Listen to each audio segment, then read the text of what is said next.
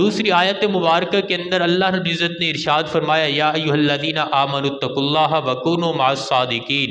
اے ایمان والو اللہ سے ڈرو اور اللہ سے ڈرو اور سچوں کے ساتھ ہو جاؤ، سچوں کا ساتھ دو۔ تو اب اللہ رب العزت نے اس آیت کو بھی اتار دیا، اب حکم دے دیا کہ اللہ سے ڈرو اور سچوں کا ساتھ دو۔ اب یہ تو نہیں ہو سکتا کہ اللہ حکم دے رہے ہیں اور اس حکم کا مصداق دنیا کے اندر ہمیں نہیں ملتا، ہم کہتے ہیں کہ یہ کام کر لو اس کے ساتھ ہو جاؤ، وہ آدمی جہان کے اندر بھی نہیں ہے تو اس کو کہا جائے گا یہ بے فائدہ کلام ہے، یہ بے فائدہ حکم ہے۔ تو اللہ رب العزت نے جب یہ حکم دیا تو ضرور اس کا مصداق آج بھی ہیں، اس کا مصداق سچے لوگ، اللہ سے ڈرنے والے لوگ، متقی اور پرہیزگار لوگ آج بھی ہیں اور یہ قیامت تک باقی رہیں گے۔ تو اس لیے یہ قرآن مجید کی آیت جو ہے اس بات پر دلیل ہے کہ جب تک یہ قرآن مجید باقی رہے گی، کیونکہ یہ ہمیشہ کے لیے امت کی رہنمائی کے لیے ہے، یہ ہمیشہ کے لیے قیامت تک کے لیے جتنے بھی انسان آئیں گے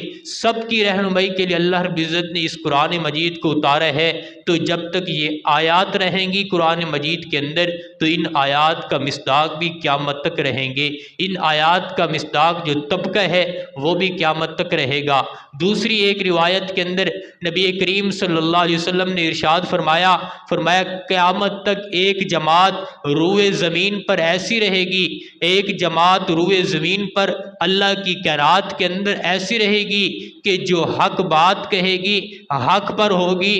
لوگوں کی طعن و تشنیع، لوگوں کی باتیں ان کو حق سے نہیں روک سکیں گی اور اللہ کی مدد ان کے ساتھ ہوگی۔ لوگوں کا چھوڑ جانا ان کے لیے کوئی نقصان دہ نہیں ہوگا کہ لوگ چھوڑ جائیں، لوگ ان کا ساتھ نہ دیں، لوگ ان کے ساتھ نہ ہو، ان کے ساتھ تھوڑی سی جماعت ہو، ان کی جماعت قلیل ہو، ان کے ساتھ افرادی قوت کم ہو، ان کے ساتھ جو ہے لوگ زیادہ نہ ہو کم ہو، لیکن فرمایا حق پر ہوں گے۔ لوگوں کا چھوڑ جانا ان کے لیے کوئی نقصان کا سبب نہیں ہوگا۔ کوئی یہ نہیں کہہ سکتا کہ ان کے ساتھ تو لوگوں نے ان کا ساتھ چھوڑ دیا ہے، لوگ ان سے جو ہے دور ہو گئے ہیں، لوگ کہیں اور چلے گئے ہیں، لوگوں کی تعداد وہاں پر زیادہ ہے۔ تو تعداد کے لحاظ سے کوئی حق پر نہیں ہو سکتا کہ جس کی تعداد زیادہ ہو وہی حق پر ہے، جس کے چاہنے والے زیادہ ہوں وہی حق پر ہے، جس کے ساتھ افرادی قوت کم ہے وہ نعوذ باللہ ناحق ہے،